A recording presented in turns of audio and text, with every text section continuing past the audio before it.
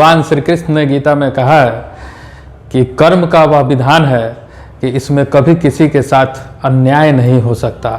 और मन में यह पक्का विश्वास रखो तुम कि जिस नियत के साथ तुम काम कर रहे हो, जिस नियत के साथ तुम कर्म कर रहे हो, उसी नियत के साथ तुम्हें उसका फल जरूर मिलेगा। नमस्कार, मैं हूँ गुरु नितेश और आज कल 30 दिसंबर 2022 को हुए बीपीएससी मेंस जीएस पेपर 1 के स्टैट्स के प्रॉब्लम को हम लोग आज सॉल्व करने जा रहे हैं। क्योंकि हमसे जुड़े हुए जितने भी विद्यार्थी थे सभी को हमने कल 4 बजे ही सॉल्यूशन भेज दिया था, लेकिन इस प्रोसेस में थोड़ा सा समय लगता है।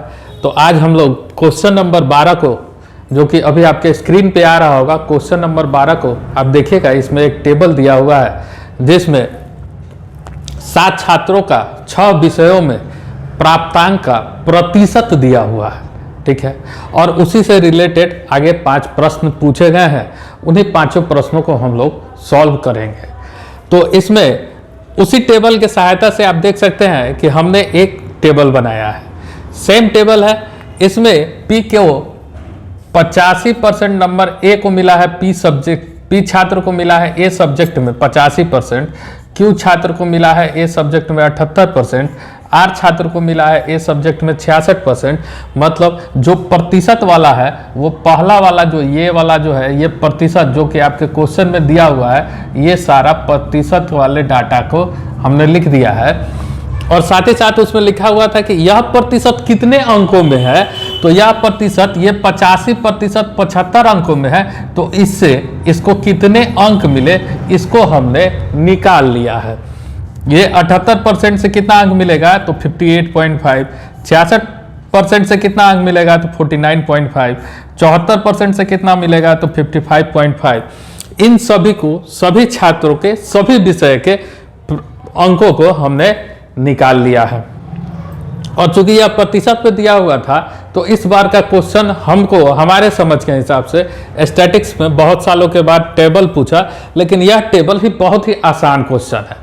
टेबल आपको थोड़ा सा कैलकुलेट करवाता है, लेकिन क्वेश्चन का जो नेचर होता है, क्वेश्चन हमेशा वह आसान प्रकृति का होता है, इसीलिए टेबल बहुत ज़्यादा नहीं पूछा जाता है। क्योंकि अभी इससे पहले जो इमीडिएट नवंबर में 2 नवंबर को, 6 नवंबर को, 8 नवंबर को जो बीपीएससी के मेंस का एग्जाम सीडीपीओ का हुआ, AAO का हुआ, ऑडिटर का हुआ, तो उन सब क्वेश्चनों में 2 पेपर में हमारे अंदाज से लगता है कि टेबल पूछा गया था, उसका भी सॉल्यूशन हम इसमें डाल दिए हैं।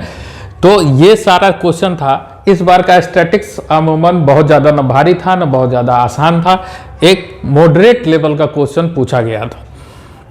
तो इस टेबल के प्रतिशत दिया हुआ है, इस प्रतिशत के अनुसार हम लोगों ने नंबर को निकाल लिया है। अब नंबर को निकाल लिया है तो इससे क्या होगा कि बस यही एक टेबल को कंप्लीट बनाने के बाद हमारा सारा क्वेश्चन 2-2 लाइन में बन जाएगा। नीचे में हमने कुल लिखा है, ये ए का कुल है, ये बी का कुल है, ये सी का कुल है, ये डी का कुल है, ये ई का कुल है, ये एफ का कुल है, मतलब टोटल है। और इधर से पी का टोटल यहाँ है, क्यू का टोटल, आर का टोटल, एस का टोटल, टी का टोटल, भी का टोटल और डब्ल्यू का टोटल दिया हुआ है। इन सारे चीजों को हमने एक टेबल में निकाल लिया है। अब इन चीजों से हम लोग प्रश्न के तरफ बढ़ते हैं। तो पहला प्रश्न कहता है, क नंबर क्वेश्चन, कि आर द्वारा प्राप्त 6 विषयों का एक साथ कुल अंक का प्रतिशत निकालिए। अब देखिए, हमने टेबल बना लिया तो हमारे लिए कितना आसान हो गया कि हम क्या करेंगे, ये इस टेबल के सहायता से आर को कुल कितना अंक मिला है तो हम सीधा सीधा यहाँ चले आएंगे। तो यहाँ आ गया है 442.5 नंबर। तो आर को कुल प्राप्त हुआ है 442.5 अंक। अब कुल कितने विषय, कुल 6 विषयों का परीक्षा हुआ था, यह 6 विषय कितने अंकों का था, तो एक विषय था 75 अंक का, दूसरा विषय था 150 अंक का, तीसरा विषय था 100 अंक का, चौथा विषय था 50 अंक का, पांचवा विषय था 150 अंक का और छठा विषय था 75 अंक का। तो ये कुल अंक जिसका आपका परीक्षा हुआ था, इसको हम लोग जोड़ लेंगे तो 75, 75, 150, 300, 400, 500, 600, मतलब कुल मिला के 600 मार्क्स का परीक्षा हुआ था। अब प्रतिशत साधारण सा कंसेप्ट है, प्रतिशत बराबर क्या होता है कि जो मार्क्स आया अंक, प्राप्त अंक, आप इसको लिख सकते हैं प्राप्त अंक बटा कुल अंक गुना 100%। तो प्राप्त अंक कितना है 442.5, कुल अंक कितना है 600 और गुना 100%। तो हम कैलकुलेटर की सहायता से सॉल्व करेंगे तो ये आएगा 73.75% और यही हमारा उत्तर हो जाएगा। तो आप देख रहे हैं कितनी आसानी से इस पहले प्रश्न का हम लोगों ने उत्तर प्राप्त कर लिया है। अब दूसरे प्रश्न की तरफ हम लोग बढ़ते हैं कि विषय बी, डी और ई में एक साथ पी द्वारा प्राप्त अंकों का उन्हीं विषय में टी द्वारा प्राप्त अंकों का अंतर ज्ञात कीजिए। ठीक है, विषय बी, डी और ई। तो विषय आपका क्या है, ये है बी, ये है डी और ये है ई।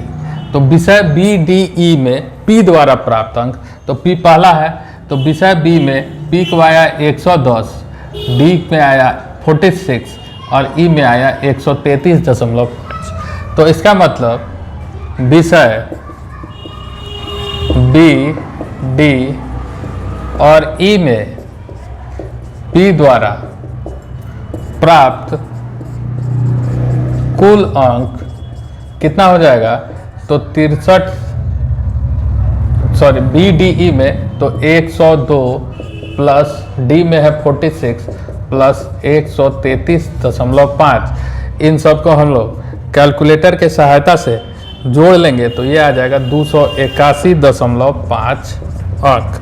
और फिर से विषय बी, डी और ई में किसके द्वारा, टी द्वारा, तो टी द्वारा प्राप्त कुल अंक टी द्वारा, तो टी कहाँ है, यहाँ है, तो टी में बी में, विषय बी में इसको आता है 112.5 अंक, डी में इसको आता है 34 अंक और ई में आता है 103.5 अंक।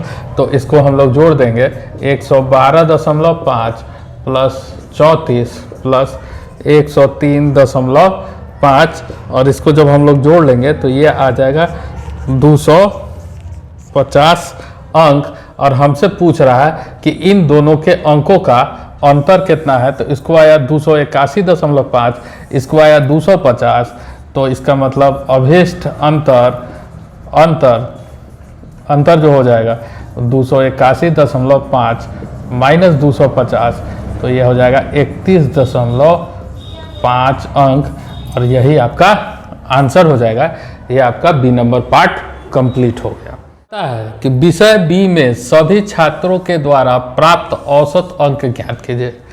तो विषय बी की बात करता है तो हमने सबसे पहले ही टेबल बना लिया है और टेबल बना के सभी के अंक को कुल इधर से भी कुल निकाले हैं सभी छात्रों का और विषय का भी हमने कुल निकाल के पहले रखा हुआ है। तो अब कहता है विषय बी में, तो विषय बी में कुल सभी छात्रों द्वारा कुल अंक है 750 अंक है और आपसे कहता है कि औसत क्या होगा। तो सबसे पहले आप गौ में औसत बराबर क्या होता है, औसत बराबर होता है कुल योग बटा कुल संख्या, कुल योग बटा कुल संख्या। तो कुल योग इसका कितना दिया हुआ है 750 दिया हुआ है और कुल संख्या कौन, तो सारा छात्र को 1 2 3 4 5 6 7 छात्र को। और यहाँ भी लिखा हुआ है कि 7 छात्रों के द्वारा 6 भिन्न विषय में, है ना, तो विषय की संख्या 6 है और बच्चों की संख्या 7 है। तो हम लोग क्या करेंगे, इसमें आप सीधा 7 से भागा दे दीजिएगा तो क्या हो जाएगा कि यह 107.14 आ जाएगा और यही आपका अभिष्ट उत्तर होगा और यही आपका आंसर होगा। लिखने के लिए आप विषय बी में सभी छात्रों के द्वारा प्राप्त अंकों का औसत लिख सकते हैं, कोई बहुत बड़ी बात नहीं है। हम आपको शुरू में बोले कि जब हम एक बार पूरा टेबल को बना लेंगे तो उसके बाद हमारे लिए प्रश्न महज एक मजाक हो जाएगा, 2 लाइन में हम उसको सॉल्व करेंगे। और अगर आपके पास कंसेप्ट है जो शुरू में हम बोले कि जैसा आप कर्म किए हैं उसी के हिसाब से आपको फल मिलना ही मिल रहा है, तो आप अगर कंसेप्ट के साथ पढ़े हैं किसी की तरह के रटने रटाने के चक्कर में नहीं पड़े हैं और ना ही फॉर्मेट याद किए हैं, तो आपसे प्रश्न बनना ही बनना है, नहीं बनने का कोई सवाल नहीं होता है कि आप प्रश्न नहीं बना सकते हैं। अगला प्रश्न दिया हुआ है घ नंबर क्वेश्चन कि सभी छात्रों द्वारा विषय सी और डी में एक साथ प्राप्त अंकों का औसत प्रतिशत ज्ञात कीजिए। अब देखिए इसमें कहता है कि औसत ज्ञात नहीं कीजिए, ना ही प्रतिशत ज्ञात कीजिए, कहता है औसत प्रतिशत ज्ञात कीजिए। तो हमको इस प्रश्न में क्या करना होगा, तो हमको इस प्रश्न में विषय सी और डी, तो विषय सी, ठीक है, और विषय डी, इस विषय सी और डी दोनों में, विषय सी और डी दोनों में जो कुल प्रतिशत आएगा, सबसे पहले इसका कुल अंक निकालेंगे और इस कुल अंक से प्रतिशत निकालेंगे। प्रतिशत निकालने के बाद उन दोनों को जोड़ के जो औसत आएगा वही हमारा औसत प्रतिशत कहलाएगा, वही हमको निकालना है। तो इस प्रश्न में हम लोग निकालते हैं। आते हैं हम लोग विषय सी में, कहता है सभी छात्रों के द्वारा विषय सी में, तो विषय सी में, विषय सब्जेक्ट सी में कुल अंक कितना आया है सभी छात्रों द्वारा, कुल अंक आया है सभी छात्रों के द्वारा 547 विषय सी में आपको कुल अंक आया है। अब 547 में कुल पूर्णांक कितना है, तो 7 स्टूडेंट है, 100 नंबर का एग्जाम हुआ है, तो कुल पूर्णांक कितना हो जाएगा 700 का।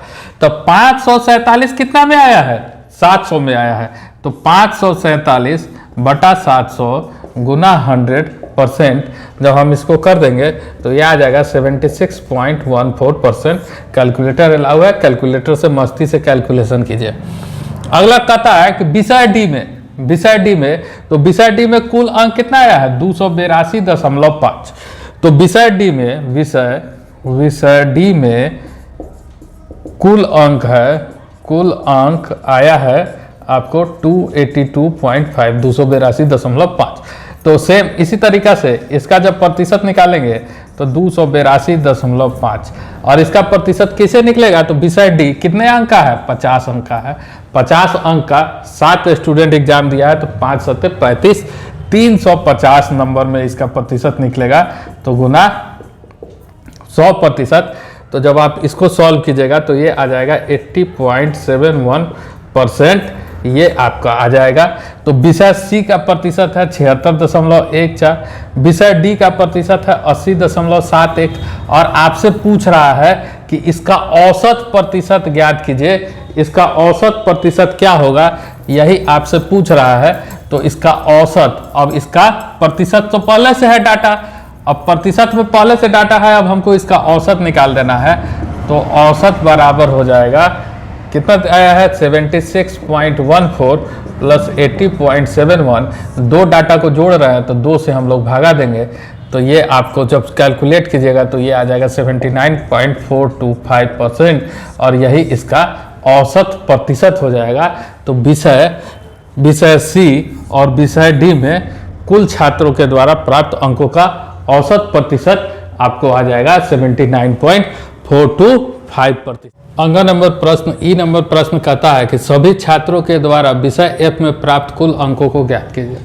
अब बताइए, जब हमने यह टेबल बना दिया है तो अब इसमें एफ विषय के सब प्राप्त कुल अंकों को ज्ञात करने के लिए हमसे कह रहा है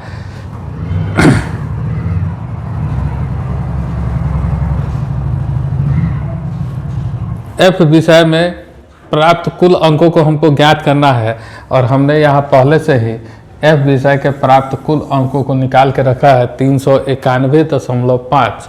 ठीक है, अगर आप टेबल नहीं भी बनाए हैं तो भी आप जब इसको बनाएंगे तो एफ विषय में प्राप्त कुल अंक क्या हो जाएगा, सबको जोड़ देना है। एफ विषय में 61.5 plus 52.5 plus 49.5 plus 55.5 plus 58.5 plus 60 plus 54 equals to F विषय में सभी छात्र का संख्या 7 है, तो 1 2 3 4 5 6 7 डाटा आपके पास आ गया, तो यह आ जाएगा 391.5 अंक एफ विषय में सभी छात्रों द्वारा प्राप्त कुल अंक 391.5।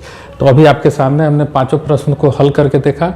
ये 30 दिसंबर 2022 को हुआ था एग्जाम। तो देखिए कितना सामान्य सा प्रश्न बना था, बस आपको थोड़ा सा कैलकुलेट करना था और थोड़ा सा कॉन्सेप्ट अगर आपको समझ में आता है किसी तरह का कोई दिक्कत नहीं है। अगले वीडियो में हम लोग 13 नंबर क्वेश्चन को देखेंगे, ठीक है। अगर वीडियो अच्छा लगता है तो लाइक करें, कमेंट करें, चैनल पे नए हैं तो चैनल को सब्सक्राइब करें। धन्यवाद।